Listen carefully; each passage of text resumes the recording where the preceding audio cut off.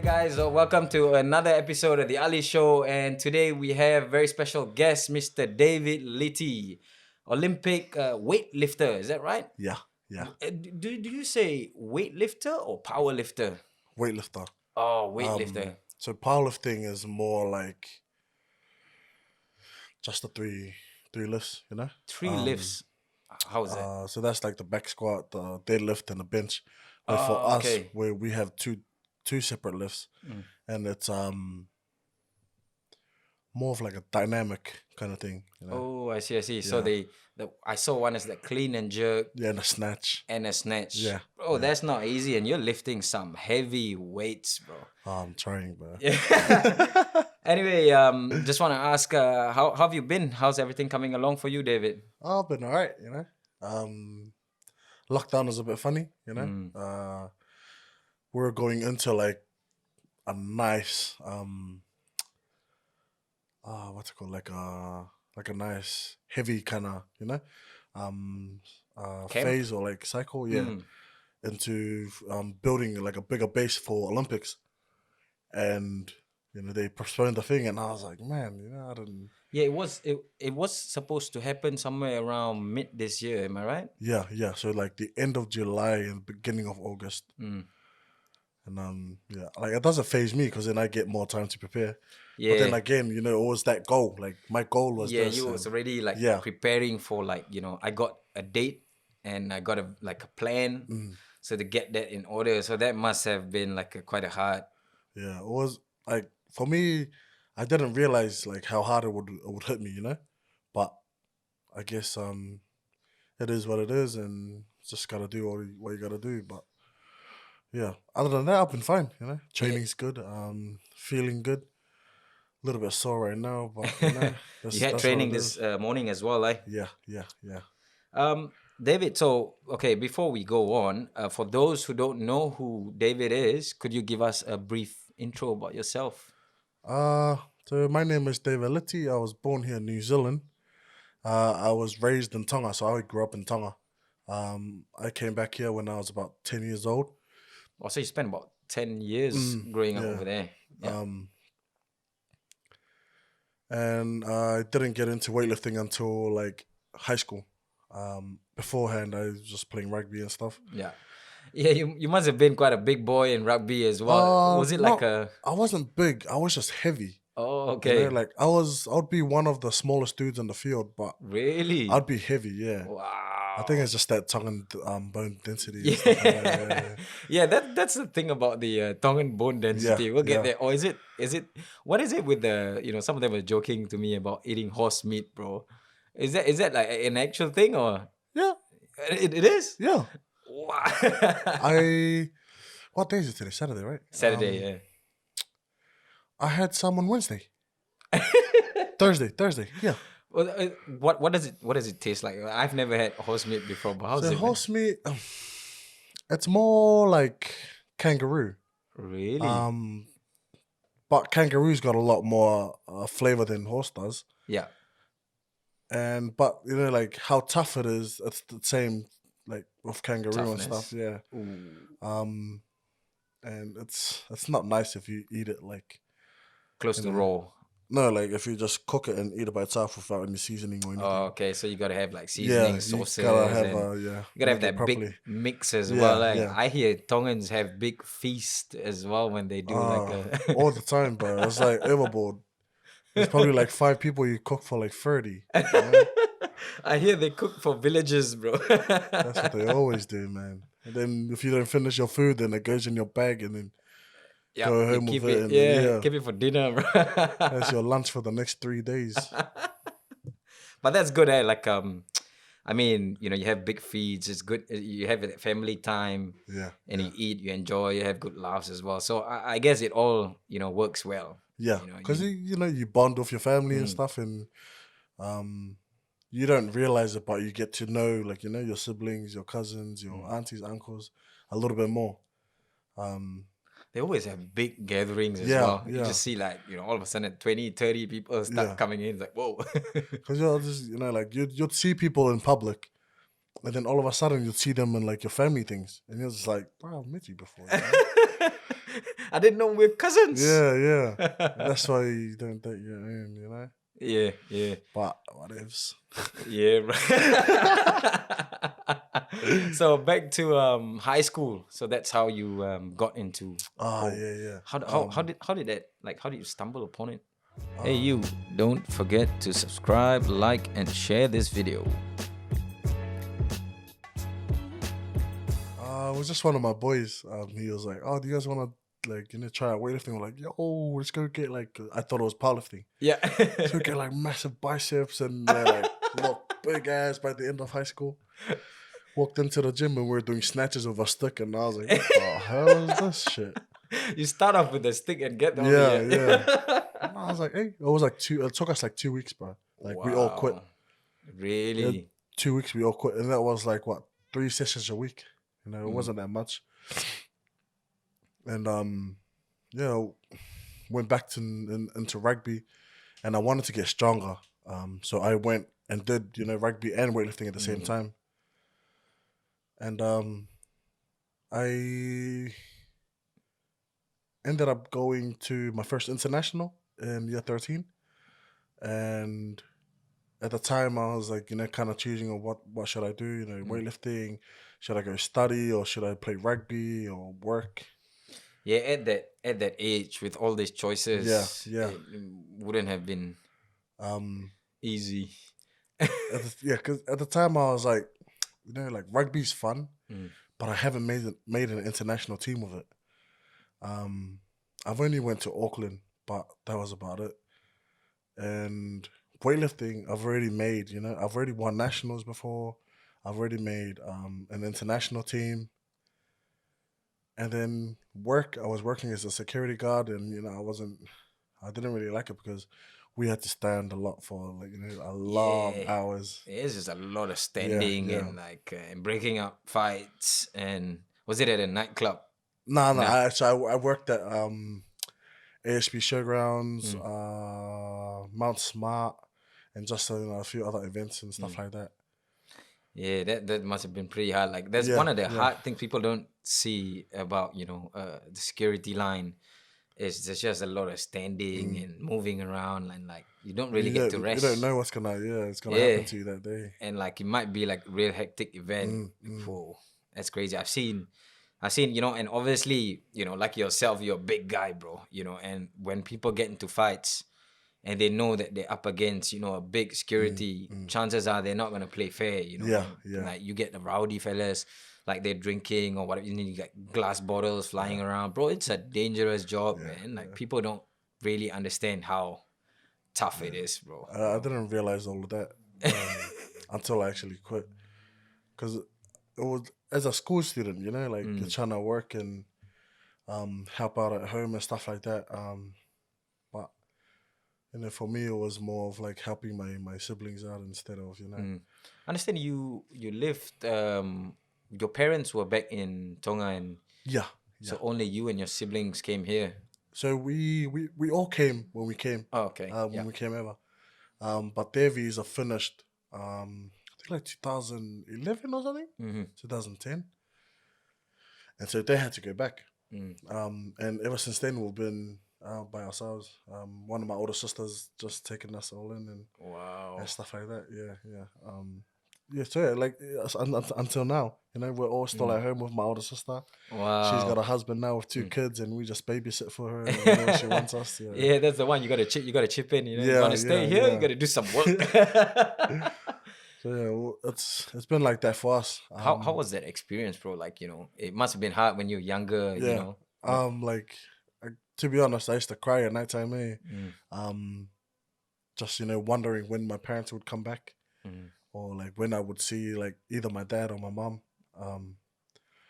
But as you get older, you kind of understand that when you get older, you kind of have to move on, and your parents will always be there, and you'd have to make the effort to go and see them and stuff like that, or to just keep in touch, call them, and like I don't know, maybe back then like, was there still like video calls and all that? Not Not really. really. Nah, That time was nah, just nah. calls, and it was even harder to like, Yeah, as a kid, making international calls and like yeah. trying to navigate through that whole thing. You don't know nothing about it. Yeah, bro. I like you had to get special calling cards back then. Yeah, I remember You those little Yeah, you couldn't even call like just normally and just Mm. press, like the 00 and then whatever. You had to get a special calling card to call them, and like, man, as a kid, for you to navigate throughout Yeah. all of that, that must have been tough, bro. It was at the time I was like, just learning about it. It just became, normal for us, and my sister would always do it for us. So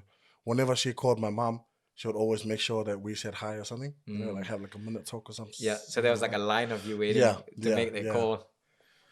And then over time, like Messenger came out, and then Instagram came out, FaceTime came out. Yeah, my mate definitely would have made it a bit easier. Skype, I think it was Skype first. Yeah, Skype. Yeah. Skype is out, and But how do your parents handle that? Moving with technology, like upgrading with technology, was it easier for them? For my mom, yeah. My mom's always been, Up to on date. top of that kind of stuff. Yeah. But my dad, bro, like he knows nothing. Bro, I'll tell you a funny story. My dad, like, I think it was up to iPhone 5. Yeah. My dad was still using like A little brick. the brick. Yeah, bro, the brick phones up to iPhone. If I'm not wrong, iPhone 5. And that was when iPhone 5 came out, and he was still on that keypad thing, So it was hard, man, like to call him or to message him, whatever, because you're using WhatsApp, Messenger, yeah. or whatever. So at the time, it was really hard.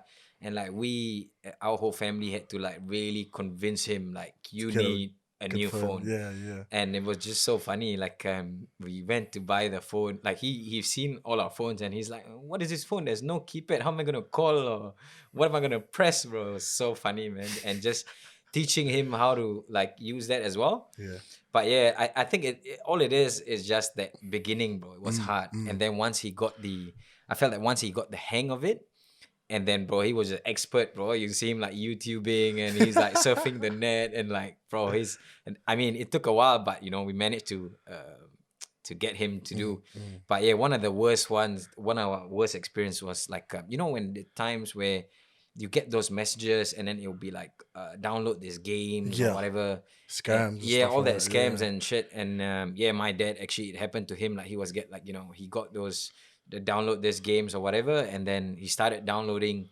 He just didn't know, bro. So he was like, "Oh, just free games, whatever." Started downloads, and yeah, bro, the bill came, and there was one time, I think it was like $300-400 or whatever. Ooh. Yeah, bro, and yeah, my mom just like went crazy, bro. Yeah, and then I had to call like the telephone provider, and just, bro, I had to argue with them. I was like, "Look, man, this guy he's not up to date with technology and this, that, whatnot. Like, you can't just charge him $400." So yeah, in the end, they actually waived it off. So I was like, "Oof, I wouldn't want my dad to pay $300-400 for stuff that he didn't really use, And yeah, there was like heaps of scams back then. So it was like, I think, while they, like, for the elderly folks, while they were upgrading, they were more open to like get trapped, with all the scams and shit. So like, to us, it's like pretty normal. Like, you get messages, you win $1 million. Yo, Whatever. come on, $1 million. You're kidding, man. Like, you got your money sitting in the bank, just claim it here. Yeah. Whatever. Yeah, that's funny. And then like there was a period where you get phone calls from overseas, bro. Yeah. And then they say, "Oh, you've won like 100,000 or whatever. We need your bank account details." I'm like, "Nah, I didn't win 100,000. You feel like, come on, man." That's funny. But okay, back to what you were saying. So with living here with the sister and making the calls. Yeah. That was cool. Cause then you learn how to do things different ways. When you like kind of have nothing. Cause growing up in Tonga, my family was pretty well off. My grandpa was big in the farming industry. And import export kind of stuff. Wow, that's pretty good business, eh? Yeah. And it kind of just like shifted off to my dad, and my dad kind of carried that on and did his own thing, and I think it was like all that time that they were saving, saving to bring all of us, because at the time it was 7 of us still staying at home. Wow. Yeah. You've got how many I'm one of 11. Yo, you've got 11 Yeah, siblings. yeah. Wow, that's a huge So family, I've bro. got 7 sisters and 3 brothers. Wow. Bro. So it was the 4 oldest were already in Fiji. Mm-hmm. They were there at USP for Okay. studies, Yeah. and then the 7, like the rest of us, were still at home. And so when we came over, I think that's like where all their savings and all that kind of stuff went to. And It must have cost yeah. quite So a they bit had as to well. stop everything that they were doing, business wise and everything, to bring us over. And we were here with them for like 3-4 years. And it was a struggle. Like, we used to have toast, for dinner and stuff like that. And sometimes we'd had sleep for dinner. Oh, that's tough, bro. And it was just like, one day would go like Macca's, and getting a Happy Meal was like That was like a the big big thing. man. Yeah, That was like a yeah, big, like, wow, we're really like looking forward to that, yeah. And it was like, for me, like, I loved it because I've learned how to manage with having money and stuff, and then I've now learned how to live without having any of that kind of stuff. And I think for me, it's taught me a lot, to understand a lot more, and clarify reasons of why people are like this, people are like that, You've got to and like, things like because that. you've experienced it Yeah, the before. experience. Yeah, You're better able to navigate yourself. yeah, So like, that's the thing. Like, I mean, I've seen, I have a lot of friends who, they're very fortunate, they didn't have to experience, similar situations like this, and like when you tell them about it, they don't they really don't understand. understand Yeah, that it's quite hard, to, because they've been so sheltered, yeah, and like, it's hard to, this experiences that you've had, you can tell them about it, but it doesn't feel the same. It yeah, doesn't hit you the same for someone, yeah. only when someone who's been through like a similar situation, and like when you tell them, they're like, whoa, that one hits. You know what that feels like. It's almost like telling somebody you love them. Like, you could lie, and you definitely know Yeah. it doesn't feel right. But when you mean it, like, it's that feeling, like you understand. You understand what it is. Yeah. Well, that's tough, man. And yeah, so after when they left, and so they went back to Tonga to carry on with their business. So just carry on living and stuff. And we stayed here, and my sister, ended up getting married. We still stayed at home. And by the end of high school, I kind of just decided, what, I'm just gonna go for weightlifting. So you had options on the table. It was rugby, weightlifting, Studies, studies, or work, keep on working. keep on working. It must have been a tough choice as well. Yeah, especially when you knowing that you could work and earn that money. Yeah. Because at the end of high school, I ended up going to Tonga. And I was supposed to only go for like a week, but I booked a one-way ticket. Ooh. And I ended up staying for 3 months. Wow. Yeah. It's good to sometimes to reconnect back with your roots and just meet your people and other family members. It was a long time since I've seen my parents too at that time. Because being like a school kid, and I never had money to pay for my own fares to go see them all the time and things like that. But at the time, I was working all year. Like, all my money just went to my sister. I didn't really care about it. And I kind of asked her, like, oh, can you send me to Tonga just one way and stuff like that? And she was like, yeah, cool. And I ended up like staying 3 months, and thought about what I wanted to do, talked to my parents about it. And my mom really wanted me to study. As all moms do. Yeah. But she still goes, but whatever you do, I'll be happy for you, and I'll always support you. And so when I came back, I was just like, you know what, I'm done. So I quit my job. I got accepted into sport rec and welding. I blocked both of their numbers. Oh. Because they kept calling me to come in and stuff like that for school. And I'm just like, oh, okay, yeah, cool. I'll come in like tomorrow or something. And then I just got sick of it, you know. I was like, man, you know what? Nah, I'm blocked that too. Blocked him. It's still the same. The numbers, the only two numbers that I've blocked on my phone. Well, up to Yeah, up to today. Like if you check my blocked IDs, yeah. it's those two numbers.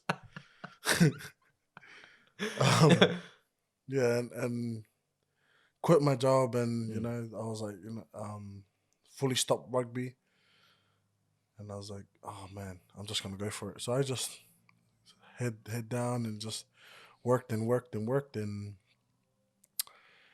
I think that was 2015. At the beginning of 2016, I was the first ever junior to clean jerk more than 200.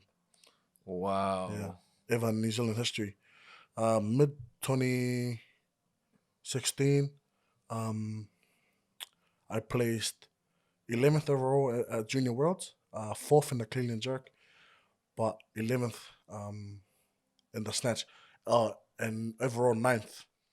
Oh, so overall 9th. How does the scoring work? Like it's So combined. your biggest snatch, Yeah.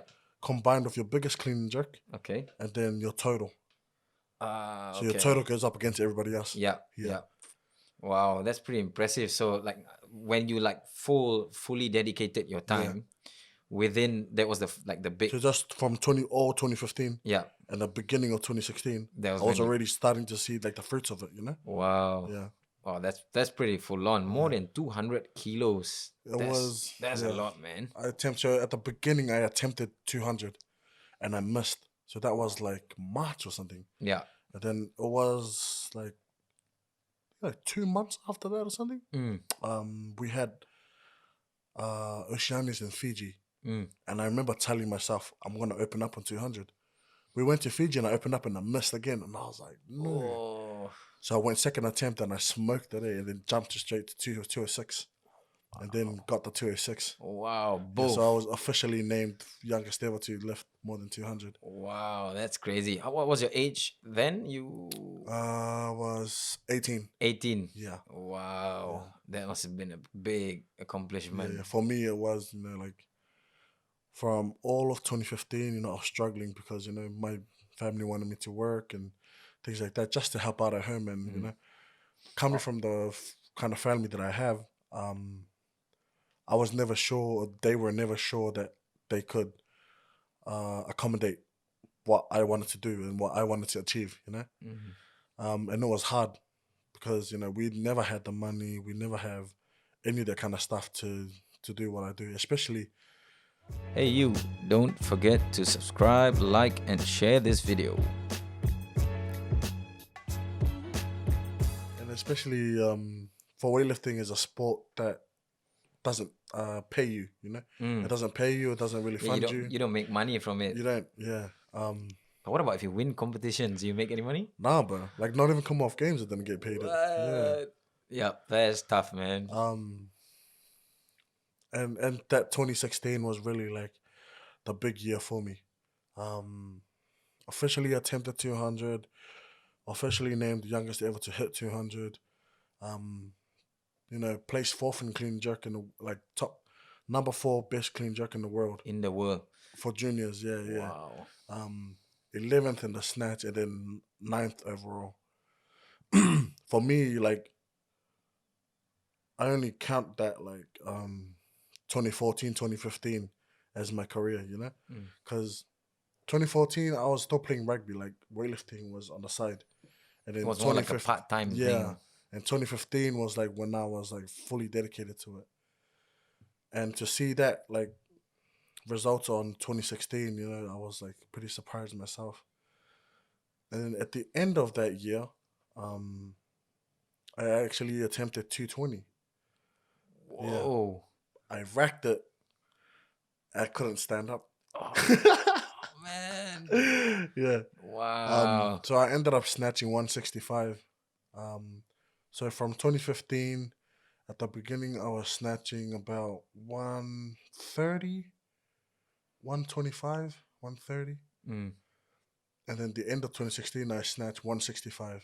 Wow. And then the beginning of 2015, I was clean jerking about 1 60, and at the end, I hit 216. So they set the new Commonwealth record for juniors, and What was the previous record before that one? 200. Not sure. Below 210 maybe. Yeah.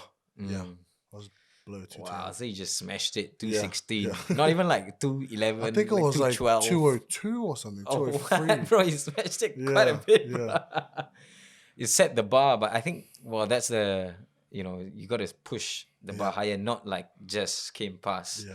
You want like put a gap, I really wanted to make my mark because the top weightlifter at the time was from Nauru. Nauru. And he snatched about 185 at the time, 180. And he clean and jerk 230, 235 at the time. Wow. And when I seen him, I was like, what the who the hell is this guy? Was he like a huge guy as well? Really big dude, yeah. My first impression was, is this guy an actual rhino? Because that's what he looked like. He was like this and just walking like, wow. Because he was so big. That's crazy, bro. And so he held the previous record as well, and I wanted to make my mark and let them know that I was coming. My other competitor was the Samoan kid as well. He's a year older than me. He was coming up, and within like the Commonwealth, it was Pakistan and India as well. So I had a few people that I wanted to chase, and I wanted them to know that I was coming. Yeah, David's coming. Get out of the way. Get out of the way, bro. That's the other thing as well. Like, getting to that size as well. Yeah, it's not easy. You've got to eat a lot. You've got to keep up to be able to lift that heavy. You've got to have a bigger frame. Yeah, you got to have weight on yourself. Yeah. How do you keep up with that kind of diet, bro? I think for me, like, I really believe that I'm lucky because I'm Tongan. Just because of our bone density and our muscle mass density as well. Because what does your diet look like, bro? Give us an example. like, your daily diet. People think I eat a lot. I eat less than probably like 3,000 calories a day. Really? Yeah. I'm really bad with eating. Whoa. And that's what I mean by, like, I think I'm really lucky that I'm Tongan because I can keep this body shape without even trying, I could starve myself all week and probably drop down like 5 kilos and that's it, and I'll stay. And that 5 kilos would probably be just water weight. Wow. Yeah. That's not easy, bro. For people who are struggling to gain weight. Yeah. And it's like, for you, it's like just walk in the park. Yeah.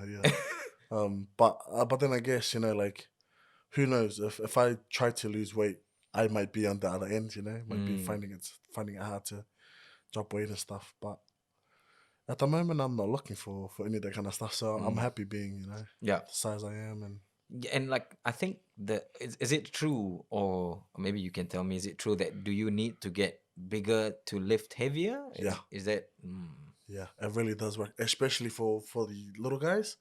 Like 1 kilo, 2 kilos body weight difference really makes a difference in their lifts. Wow. Yeah. That's quite a bit, man. Like for me, it doesn't matter because I'm already like way above the weight class limit, What weight class are you competing at right now? Right now, it's 109 plus. 109 plus. And Yeah. like, what's the next category? Or is there any?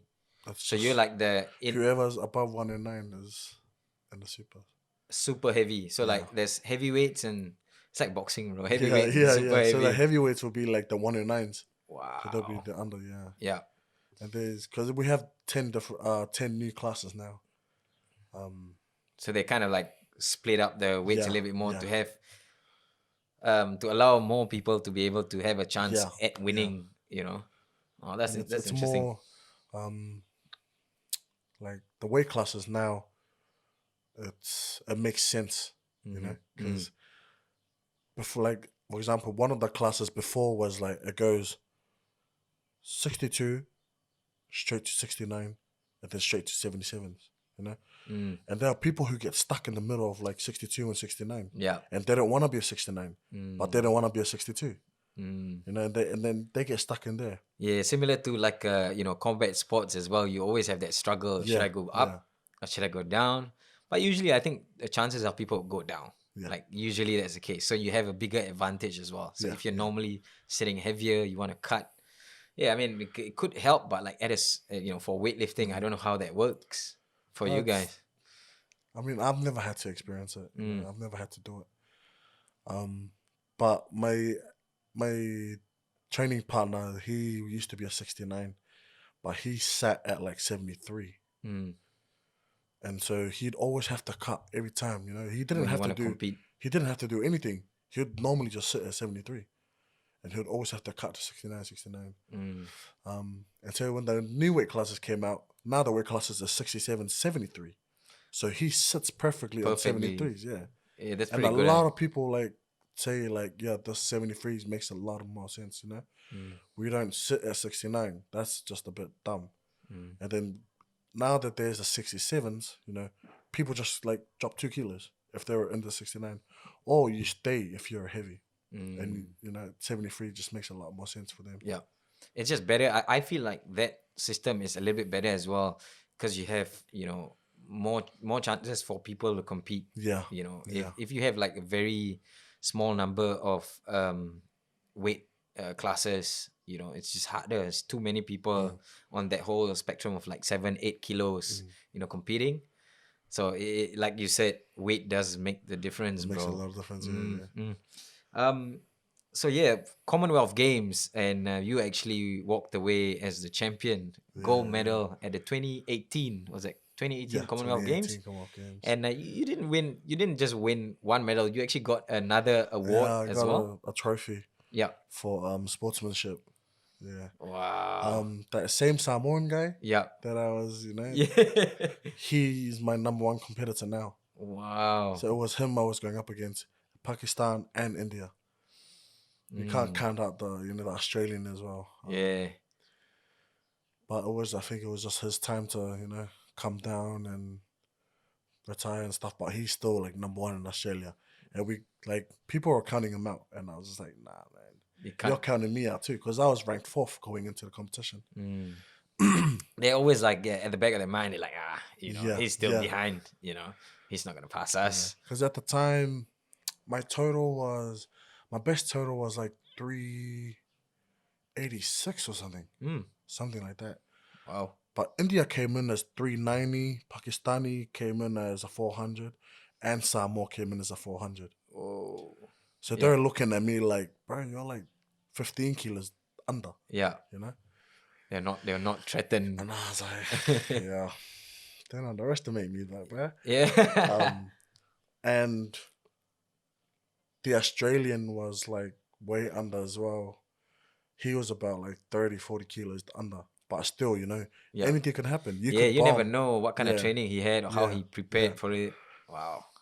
And so when it came up to the Commonwealth Games, went in ranked 4th, steady, just climb, and ended up taking home gold. And, the Samoan guy actually torn his meniscus.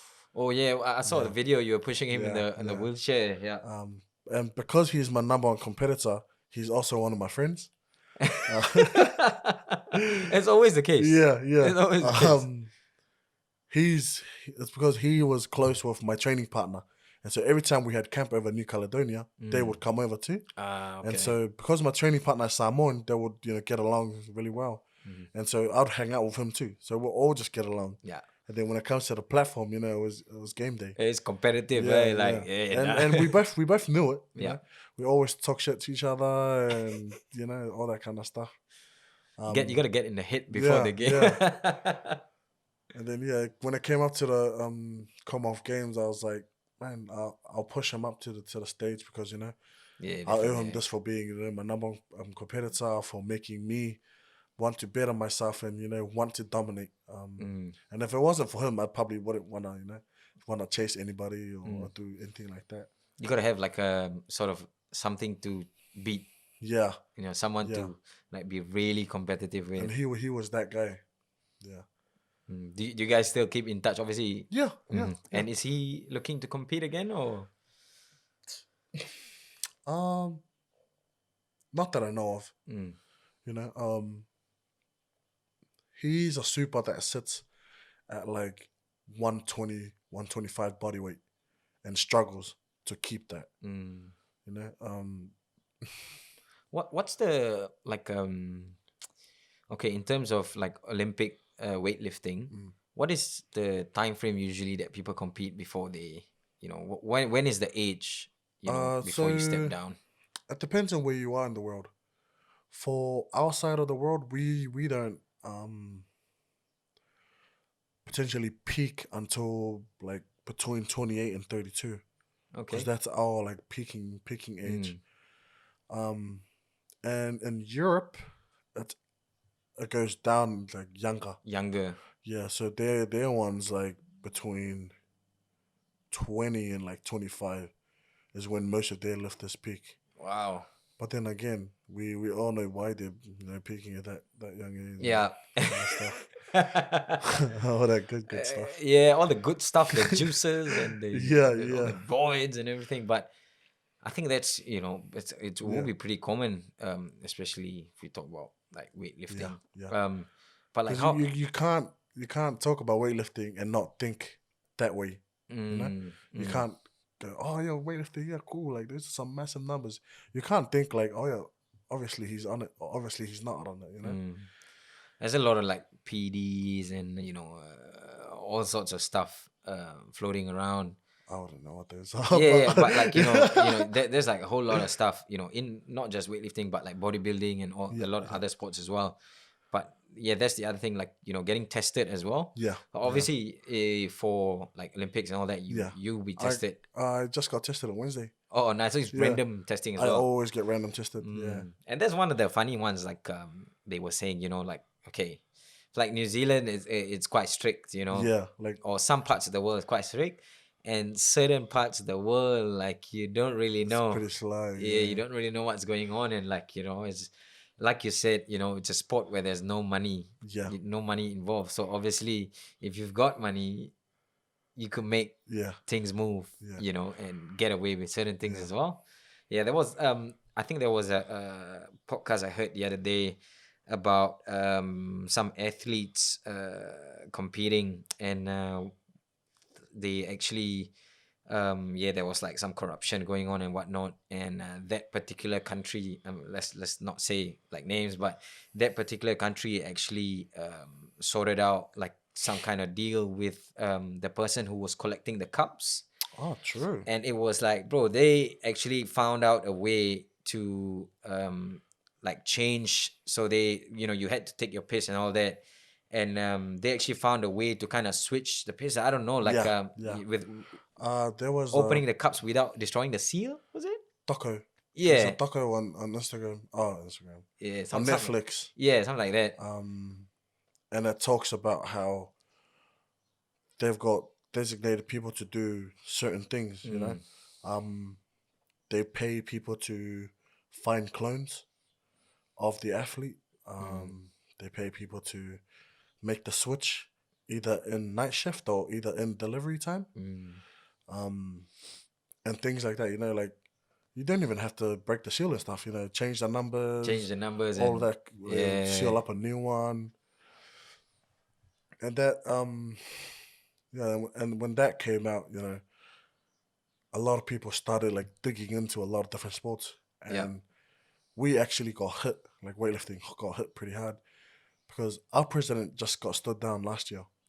The New Zealand, No, the the weightlifting oh, okay. IWF, so Oh the wow. International Weightlifting Federation president, he just got stood down. Ooh, Um, why was that? because they found bank bills of like I think like $10.1 million missing. Yo, Yeah. what the? Um and apparently they were like, you know, sent to like different Swiss kind of banks and all that kind of Ooh, all that things. dodgy stuff. Yeah. And they started talking a lot more about like certain athletes got paid to do this and certain countries got paid to, you know, clean up the mess that the athletes are actually having and all that kind of Oh, things. Let things slip, all that kind of stuff. dude, that's crazy, man. Yeah, That and is. it went and like they even interviewed one of the Thailand girls, and they pretended to be doctors that were coming into their camps, What? and they didn't know that they had like little cameras on their shirts and stuff. Oh, okay. And so like the first time she didn't like break. Yeah. But then the second time they came around and they were talking like, yeah, we want to know what the schedule is like, Mm. so we can fit in and then provide everybody with what they need. And she started talking about like, yeah, we have these and these, and they give it to us at this certain age and take it off at this certain age, like make us compete. And if we weren't good enough, they'll cut us and get new people, drop Wow. them on it, and things like that. Yo, that's crazy, man. Yeah, and yeah, like we got a. I don't know if we have a new president now, but Mm. all that kind of stuff. And like knowing that now, like I just like this just came out like November last year, Mm-hmm.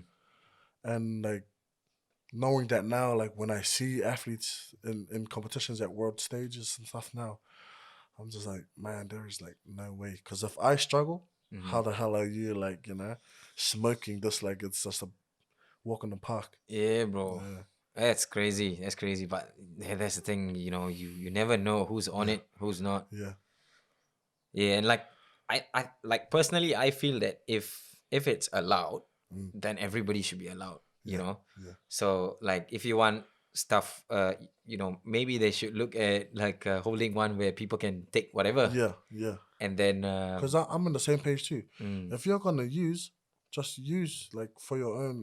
Be careful with it too. mm, as well, a lot of people Yeah, were yeah, dying and the overdose and yeah. all sorts of crap as well. Like, and if you want to compete, go compete like with people who are on it. Mm. Make a different Make federation or something like that. yeah, make it fair, like Mm, so everybody's on whatever they're yeah, on and yeah, see how far you can go, yeah, rather than compete with someone who's clean, because yeah. definitely there's a disadvantage there already. Because they're definitely gonna take away, you know, the shine and the moment. Everybody wants a piece of that. Yeah, That's the thing, yeah, like they always want to have an edge. mm, They want to have something extra. I want yeah, to do something that you're not doing. yeah, Yeah, that's just crazy. Hopefully maybe the next 5-10 years they yeah, might yeah. look into stuff like that. Because it is there, it exists. And also like I actually heard Ronnie Coleman was talking about Yeah, this, yeah. in bodybuilding. Like there was a time where they tried to make it look like they were not on anything, Mm, but he was saying like he was on it, mm, like, and he was open about it, like I'm on it, and it was allowed, like yeah. for what I think, I don't if I'm not wrong, it's Mr. Olympia or whatever. Like they tried to paint an image where the athletes were not taking anything, but come on, True. man, if you as If big you're as that big, yeah, yeah, man, as there's big as no Ronnie way. Coleman, it's crazy, bro. And what also happened was I think they started to get like in trouble, or because people started overdose, or just Mm, prescribing shit to not knowing whether yeah, their bodies can take it. And then it comes to the point again, like, okay, since we're on it, I want to take more. yeah. And then people get Is that hurt. guy still alive? Ronnie, Yeah. yeah, he is, Oh, yeah, yeah, he actually got like he's got a few scares, eh? yeah, he got a back injury, so I think like he screwed his disc or whatever. So apparently, from what I heard, like on the podcast, he was talking about it. Pretty much like all his discs is like screwed, and it's like apparently it's all connected now, and like he's just like in constant How is he pain. still alive, I bro? don't know, bro. I don't know, but that Him and Arnold, how are they still alive? that Ronnie was, especially Ronnie, he's like on another level, bro. Mm, He's just crazy. He was just like, I think he was saying he was constantly in pain. Like when they asked about what on a scale of 1 to 10, he was like, oh, I was always like maybe 8. So like constantly in pain, and that was crazy. Like I don't know how you do that, and they just and push right through. yeah. And he said what was the funny thing was about him. Maybe it was it has a lot to do with genetics as well. He was saying like for him, he didn't need as much Mm, of those stuff as mm. like the other boys. So like maybe that could be another reason, because he was pushing his body, bro. It's nuts. What he was lifting, what he was carrying, it was crazy. He was pushing his body way Like beyond. baby. Yeah, yeah, that's his favorite line, bro. Yeah, and like when I look at him now, and you see like how he is, and like most of the time he's on his crutches now and all that, but he still works out. He still trains, bro. True. Yeah, he still trains and works out, but like And he can obviously, barely walk. yeah, he can barely like. Yeah, I don't know, bro, how he does it. Like he does use the wheelchair sometimes, but most of the time he's on crutches, bro. And like he said, he just because you've been doing something for so long, you cannot just stop. Yeah. You want to keep going. That's like same as CT. Fletcher. Oh, yep. Like that guy That's just another can't crazy stop guy. too, yeah. I think when you spend that amount of time to kind of build that mindset, like you know that you're And gonna be he's in not pain. gonna lose it. Yeah, you just what's the worst that can happen? Like you've already got, you might have got the worst. Now the worst is dying, of course, but to him he was like, I just kept going. But that was I think that's insane, bro. But yeah, that's pretty much like what Ronnie was saying. Like you've got to push, um you got to push your limits, Yeah. to know whether you can or you can't. Yeah. Yeah. And you never know until you do it. Oh, the other one I wanted to ask about is, I understand you've got a special bond with your coach, Yeah. Tina Ball. Can we talk a little bit about Tina? Yeah. Tell us a little bit about Tina, and when did she or you guys both like cross paths? So first off, so Tina didn't start weightlifting until she was a master. So to be a master, you had to be 35 plus. I don't know exactly like what year she started, but she's got 7 different world medals.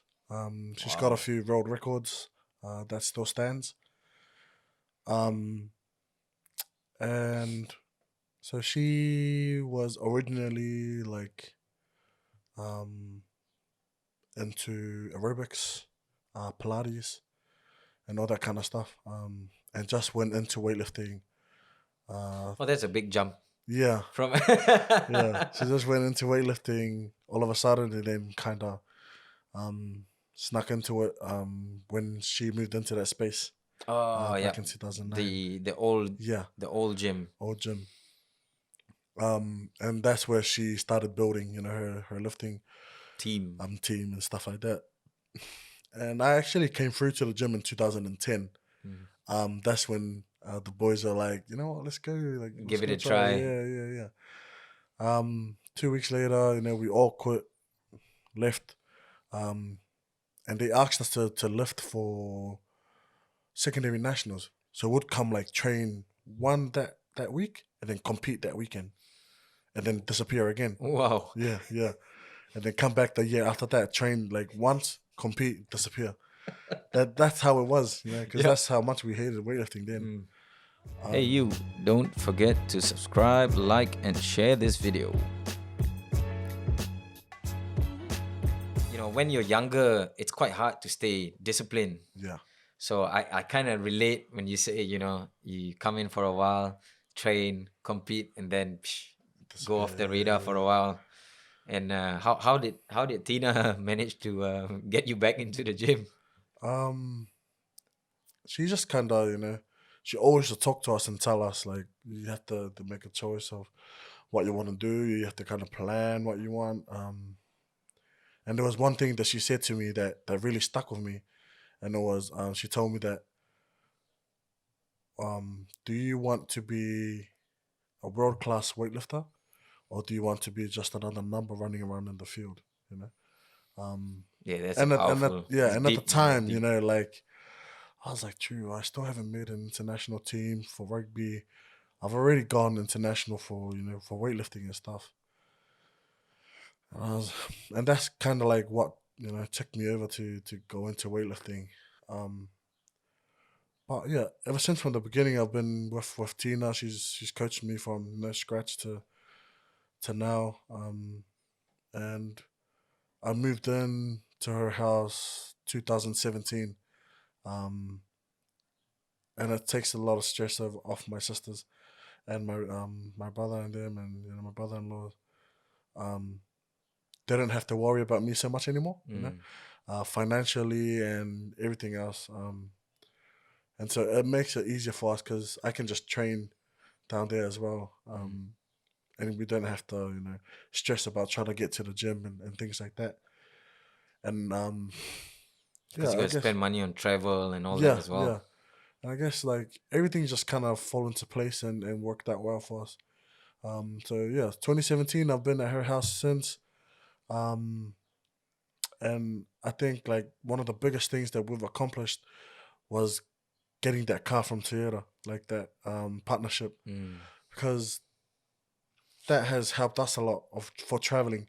Because now I have a car and she has a car, and if we need to go separate ways up to Auckland, we can, But most of the days we do come up in one car, and all I do is training, so Yeah. there's no need Yeah, to you're not like going out or whatever. yeah But yeah. yeah, that's a pretty nice youth you've got there. Ah, And yes, nice. Thank you very much, Toyota. yeah, that's shout out there. If you wanna keep the contract going, don't be shy. Don't be shy. Keep it going. Keep it running. Yeah, I saw a video of you lifting a pickup in was it in Tonga? Yeah, that was in Tonga. That was my brother's little pickup, wheelbarrow. He, I don't know where the hell he was going, Yeah. but he came and he pulled up in front of our house, and he was like, "Oh, we have to wait for one of my uncles to come with the jacks and stuff." Yeah. And I looked at it and I was like, "Oh, but there's like a rail at the back, and it's just the It back." doesn't look like, that heavy. Yeah. I was like, For "Well, you. just unscrew it and I'll lift it." And you guys slipped the tire, and then he was like, "No, we'll just wait for the thing." I was like, "Wait for the thing, it'll take hours." And he was like, "That's be fine then." So I just bent over and picked it up and Yeah, he changed the screwed tire. it Yeah, I in. saw that video. That was Yeah. impressive, man. That was pretty. Yeah. That's basically country style, bro. Back the island I style, mean, man. like it was in front of my house. He could have just went and looked for something to, but he was like, "Nah, we'll just wait for we'll just wait for our uncle and he'll come with the jacks and stuff." I was like, "Bruh, I'll it's lift like a it. tiny ass car. Get 5 of us to do it." I'll lift it for you, Yeah. bro. Save So some time as I well. told him as well. I was like, after I put it down, I was like, "See, if you ever beat me up again, I want to come flip your car." Bro, that's not good. Because he was the one that always disciplined us back then. When you were younger. When my mom says something that one time, she can't repeat herself. As soon as it starts on the second round, it's like That's it. Hands start flying and legs start flying. Yeah. The eldest brother usually is like the disciplinarian. Yeah. Usually. And he's really quiet too. Like It's when you talk to him, he's like, "Yeah," and he expects you to listen, and then he gives you a hiding for not listening, but you can't even hear him. Like, "Bruh, I'll drop you now." There's like different styles, eh? Yeah. That's funny. Like they like to do that. Bro. Why you not listening to me, man? I'm talking to you. Like it's like, bro, I can't hear you. Oh, bro, crazy. So yeah, so pretty much living with Tina has, Yeah. obviously benefited a lot Mm. in terms of training and all that. And And it works well for traveling too. mm, Like she doesn't have to come up and pick me up from my house, whereas I might or might have not packed. And then we have to go to the airport and things like that. So like I get up, I train in the garage, I get ready, then we come up to the gym. Like that's it, simple. Like if we're packing, we pack, we come up to the airport, and then we fly. Simple, yeah. Instead of like Pretty I'm at this house and then straightforward, I'm going there and then going back and she's going there and there. And so yeah, like I'm really blessed to have somebody like her in my life because she literally took me in, and so she's the one that's trying to make me eat a lot better. Yeah. Because she knows like back in high school and back in like 2015 throughout 2017, 16 and 17, I would turn up to training without having any food throughout the whole day, just because like Yeah. back then we never had much and Yeah, things like it's that. always a struggle, Yeah. to put. I think like what we were saying earlier, putting food on the table or having food on the Yeah. table, it's not as easy as it seems. Yeah. So that's tough, and especially if doing lifting, you gotta have the energy to do it. Yeah, Refill yourself. You gotta be fueled. If not, you're just gonna struggle. And for me, because I was a bit younger and I'm new into, the athlete or like the sports industry. And I never understood that. It wasn't until one of the trainers were like, you think of food as like energy input, and then when you train, it's energy output. So every time you're doing all of that kind of stuff, you eat and then you train to put it out, and then you eat again to refuel and stuff Refuel, like yeah, that. Yeah, because you burn, eh? yeah. And like that clicked in, and I was like, Oh, that's that's why you guys it. eat a That's lot. what it is. But yeah, I'm just still so used to it, Mm, not being able to eat all the time and stuff. mhm. That So would you say where you're at now, like, after winning like the Commonwealth Games and, having achieved quite a bit, has it been a little bit easier on like the financial yeah, side? yeah. Having like sponsors jump on. So yeah, like partnership with Toyota, Mhm. NZOC has set me forward for like scholarships and things like that I have come across my way, and all of that stuff goes into my weightlifting. A lot of people see me riding the car, and they see me traveling for weightlifting and stuff, and they automatically think like, man, this guy's well off. But Yeah, they don't know that the struggle's real, and it's hard to find money to support myself and my coach as well, because yeah, you're all privately, yeah, self-funded, yeah, yeah, mostly, yeah, and then you get like a little bit of help here and there. yeah, Yeah, and also I've heard that unfortunately during this whole COVID lockdown, it actually caused Tina's yeah. gym to close. Tina, So that might have been like quite a heavy blow as well. yeah, that was kind of that's probably the worst thing about COVID, was getting that gym was our second home, because we did everything in that gym. Um, Back in high school when I used to come to training, this is when I used to come and not train. um, Yeah. would come and sleep. I would. Mm, I would come. I'll sit down. I'll change and I'll sit down, and then like I'll just kind of like doze off, and mm. I'll fall asleep, and I'll wake up like an hour, 2 hour later, and I'll just get up and be like, oh, it's home time, and Yeah. I literally go to the gym and sleep and then get up and go home, Mm, you know. And that didn't change throughout the years. Like sometimes when we had double days, would come train in the morning, and then if I was a bit tired, I'd sleep through like in between. mhm. So that would be like from like 12 to 4 or something. Would go into the study room, like off all the lights, close the curtains and stuff, Yeah. and lying on a Have a reformer or dose. something, yeah, lie on the floor, and then just get some nap time and yeah, like when we were like going through some hard times, like family passings and things like Mm. that. The one thing that we did for therapy was into a gym, you know.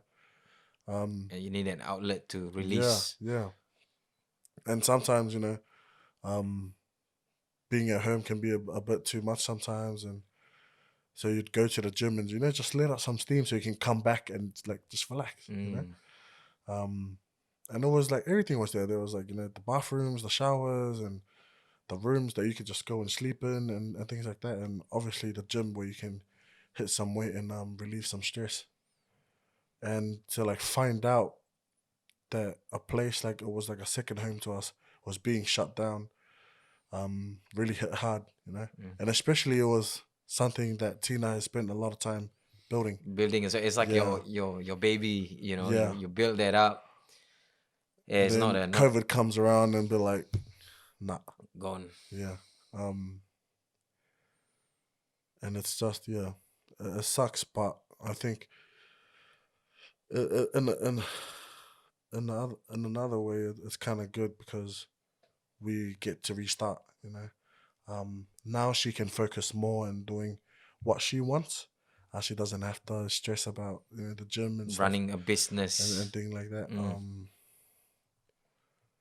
And she can like draw more of her focus into weightlifting because that's what she wants to do. Because Um, she's competing as well. Not anymore. Yeah, not anymore. Yeah, Yeah, but yeah, towards coaching the whole team that she yeah, has. yeah, How yeah. many of yous are in the team? Um, In her team, was it? Yeah. yeah, her team. We've got to say her team. Yeah, Yeah, yeah. she get angry. Yeah. Um, I'm not sure, but like maybe like something around 20, Wow, that's quite a 15. few. Yeah, That's quite a yeah. few. Um, and we're all scattered around. You know, she remotely coaches people from down the line or Gizzy and stuff like that up Hmm. North Shore. Um, Which pretty much will be like quite close to impossible to yeah, like come up here to train. yeah, yeah. But in the gym, so in Gillies where we're at now, we're just lucky that she's president of Auckland Weightlifting, and technically that gym's under her. It's under her care. Mm. So we just kind of like squeezed Squeeze ourselves through. in and asked Yeah. the I wouldn't clubs that was already I there. wouldn't use the word squeeze. Bro. um, yeah, and So there's two other teams, there's already two other clubs. clubs Yeah, that train that there. trains there, Wow. and they're the ones who take care of the place. And Tina just kind of asked if we could squeeze Bump in ourselves and in. Yeah, and are they the rest of the people from the other two clubs, are they competing yeah. So they're one is a powerlifting club and the other is a weightlifting club. mhm, Um, and they're both competitive as well. mhm, mhm. Yeah. Are they would you is there any of your competitors like Nah, specifically? nah, Nah, not in your weight class. Like nah, okay. not even in New Zealand. Oh, Like, okay. yeah. Yeah. That's why we trip a lot into overseas Mm. because it's hard to find competition here. Yeah, it's not much local Nah. events and all that as well. So with obviously moving into that new gym and settling in, for the time being, till at least hopefully things get better. Yeah. Further down the line, it could be another option, to look at getting another place in the Yeah. future. Yeah. But yeah, as of now, I think it's good, It suits us especially for now. Yeah. yeah, especially in times like this, bro. It's so uncertain, like you have the first wave, lockdown, and then, back up again, and you have like another lockdown. Like you just don't know Mm. what's gonna happen. And like I think not just like gyms, but a lot of other businesses as well. It's Yeah. just I feel like it's just a bad, Because it like I think for her it was kind of hit hard, but also a relief because I know some places overseas like they're not allowed to open until next year, like gyms and stuff. yeah, You know? because of the restrictions Yeah. there. Like is it Victoria in Australia? Australia, yeah. They're just gone back into lockdown. Oh yeah, And that they're locking down gyms as well and stuff yeah, like that. that's crazy, man. And so like I think for us it was kind of lucky that we got to do it earlier and things like that. Hmm. We didn't have to lose a lot of Yeah. money I or mean, something like that. it's sad that it happened, but it happened in the beginning, and then now you're looking at like moving on Yeah, yeah, and not dwelling on yeah. that. I think it's more of like something that we can grow from. Mm. Yeah. I think that's one of the big lessons from like Mm. situations like this. Obviously, yeah, what doesn't take you down just makes you stronger. Yeah, yeah. When you've experienced situations like that, that's a big experience, bro. Mm. Some people just you would see some people who go through stuff like that and they just go completely off. Mm. The fact that you guys went through that and you're still pushing and going and still have your sights at Yeah. the possible Mm.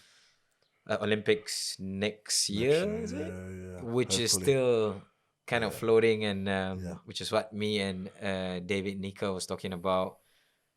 The possibility of that one being Mm. cancelled as well. So it's quite Yeah. uncertain. It's You know, hard, it's bro. just you never know. It's Yeah. hard, bro. It's hard. But yeah. So I mean, I just was wondering, like, what if the Olympics doesn't go through? What would be your plan, bro? Do you have like Uh a if the Olympics doesn't go through, I guess I have to wait for Paris because mm, I'm going to Olympic, and if I have to wait, I can wait. Um, but yeah, 2021. If it doesn't go through, I still have to train. mhm, Because I'm gonna hit that Commonwealth Games 2022. mm. Um, and if things get better by 2024 comes around, I guess we'll Time for that goal. Time yeah for that goal. yeah Could um Could you compete in like private competitions or like outside stuff? Like, you know how they have like the strongman competitions and stuff like that, Could you Uh, compete in those as well? Like, I mean, I want to try it. mm, It's funny that you bring that up because that was my plan for the end of this year. Um, so after it the was it Olympics. was to hit Olympics, come back and have the rest of the year off. And I wanted to. I actually, my goal was to fight. I wanted to fight. I wanted to compete in powerlifting. I wanted to compete in strongman, and then I wanted to travel a lot more. Oh, you okay, wait. When you say you wanted to fight, Yeah, I want to box wow. because Yeah. I think I'm more interested in boxing than I am in weightlifting. So I don't know, like if I'm in the wrong sport or not, But I mean, yeah, Mm. it's interesting. Uh, Yeah, definitely give it to yeah, give it a yeah. try at least so you know. 'Cause I wanna do like some charity Mm. matches, something like that. Mm. And knowing people like Junior and Hemi and Yeah. Stevie, Tapa and all of them. You can just kind of set up something and Mm. ask around if who needs fighters and Mm. what can we do and things like that for charity. Yeah, I mean, if you're fighting for a good cause, especially, the more people will come on board and Yeah, support. yeah. So yeah, that was the thing I was most excited about. Ah, I was man. fighting this year. Yeah. Mm. But I guess I have to wait until next year. Yeah, put So that on if hold. the Put that on Olympics hold. doesn't go, Yeah, then I think I'm gonna do it. I'm probably give still it a gonna try. do it. I'll do it and then have enough time to prepare for the Commonwealth. You know? Because there's a bit of a gap there as well. Yeah, yeah. Um, and honestly, I'm excited for it. Like, Definitely, bro. It's exciting, man. yeah, For me to hear that plan that you have, bro, it's exciting, man. Give it a try. And like, one of the interesting ones, if you compete like international events, like, like the strongman mm. and there's always like even The Rock has his own show where they have Is it that, the Titan one? yeah, the Yeah, Titan one, yeah, like, yeah, yeah, just stuff like that. And, there's chances of winning, like, possible winning yeah, prizes and stuff like yeah, that. Like, and some of the money that's involved, like, mm, bro, it's quite a bit, and yeah, you obviously have the core, the fundamentals of like, power weightlifting, yeah, powerlifting and stuff like that. And if you could just try to bring that over mm, and apply it, bro, that's crazy. You yeah, you have a big uh a big edge over mm, all your other competitors already, you know yeah. so very interesting to see how that works It's out. fun. It's funny because I've actually asked Mailata, Oh, Pat Patty. Milat, yeah, the Yeah, boxer, heavyweight boxer. I've asked him before for a scrap. Yeah, I've told him I was like, man, one day we should like have a spa or something like that, like have a boxing match. This is me not knowing. That he's actually like really freaking good. And yeah, like when he turned pro, I was like, there's no way I want to fight this guy. he's There's just no he's over way. he's in the US In now, the is he? States, Yeah, yeah, he's fighting for top rank. yeah, I yeah, think so. He's got a pro contract and all that. He's quite, he's got a bright future yeah. ahead of himself. So, I heard he was trying to go Olympics too. Oh, was it? Yeah, because isn't it like Oh, if you okay. haven't had 5 pro fights, Yeah. yeah, you can still make Olympics. Mm, Yeah, because I think he was gonna make a late entry. Yeah, mm. But I think the other one was, from what I understand, is you've got to get the tickets to get to the Olympics for boxing as well. So you've got to win at one of the qualifiers or yeah, get a certain placing or whatever. And yeah, sometimes it's a bit hard. Like, you go to some countries as an away fighter. yeah, If it goes to a decision, chances are yeah, it's not gonna yeah. go to you. Because I've heard a lot of stories about Amateur behind the boxing, scenes, yeah, and bro, a lot of that's stories. not what you think. Yeah, yeah, it's way more than just boxing. Mm, And like, you talk to a lot of these amateur boxers and they'll tell you. yeah, And I mean, sometimes it doesn't take a genius to figure it out. You mm, watch some of the fights, some of the international events, the qualifiers or whatever, and you see the fight and you clearly know who the winner is, you know, and then the results go the other way. You're like, what? Are you serious? Yeah. You know, and I've seen some of those kind of fights even too. some of David's fights, you know, Yeah. I looked at David's fights and I was like, even that last one that he went, you know, but he kind of realized that, you know, as an away fighter, you've got to put in way much more than just having enough to win. You know, you've got like put on a show, or you gotta, you know, knock them out, or have like a really big gap. You can't leave like, you know, can't just skim He's by. interesting, eh? Yeah, he is, man. He is. He's I watched him at the games, and I was like, "Damn, this guy's good." yeah. And then was that competition in Jordan? Yeah, Jordan, Yeah. that's the one. The last one that he went. And so, cause my brother-in-law fights for Samoa. Oh, wow. Yeah. But he's like. So I started watching, and then I started getting David's schedules, you know. Yeah.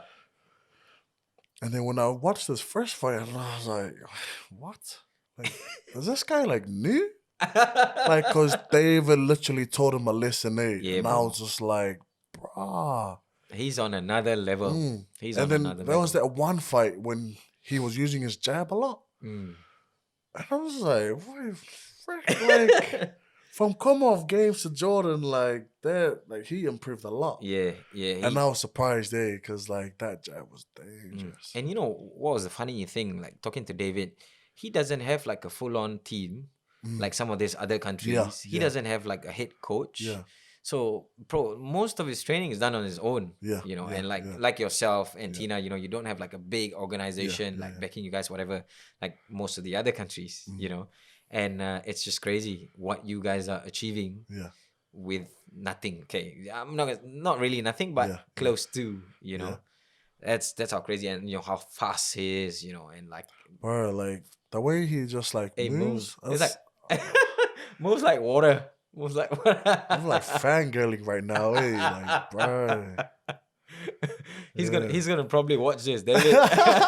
You know who your biggest fan is now, bro. But yeah, Well, he's definitely impressive. so I mean, there's like, you know, he's in a similar situation like yourself, you know, looking forward to the Olympics, you know, having the uncertainty. It's hard, bro. It's hard, you know, and like it mentally it's difficult. Yeah. You know, 'Cause having you prepared for this.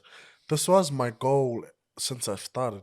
It was never 2016, because that was too short. You know, I would have been way too green. And my coach wanted me to have a lot of experience before I could step up to. And I think by the time, I was really excited at the beginning of this year. And then when, you know, COVID hit, the time I was like, oh, man, you know, it's a tough one. But I get more time to prepare, you know. And then I think a second time, it's almost like the COVID lockdowns. The first time, it was okay, because we all understood what it was for, and we were getting better. All of a sudden, we got hit a second time, and that second time felt a lot longer and a lot worse than the first one. the first you one. know? And that wasn't even the whole country. That was just Auckland. Just Auckland. That was just Auckland. And I feel like it's gonna be like that if they take away Olympics next year. Yeah. A lot of people are gonna be saddened by the choice of it and that kind of things. But But yeah, at I the guess end of they the don't day, want to take the risk. Yeah, You know, that's if you think it's about not for one person. Yeah. You know, it's for everybody. Yeah. There's just a risk there to hold a big event, and like if there was like, you know, you can just imagine how the media is gonna like blow shit up if there was like a spread at the event, bro. It's just gonna be like bad news all over, you know. Yeah, it's hard, bro. It's hard. You're talking about just about injuries earlier, bro. I wanted to ask, like, throughout your whole you know, journey, have you had some like pretty bad injuries? Oh, I've had niggles like here and there, but nothing that wasn't like, you know, unfixable. Major. Yeah.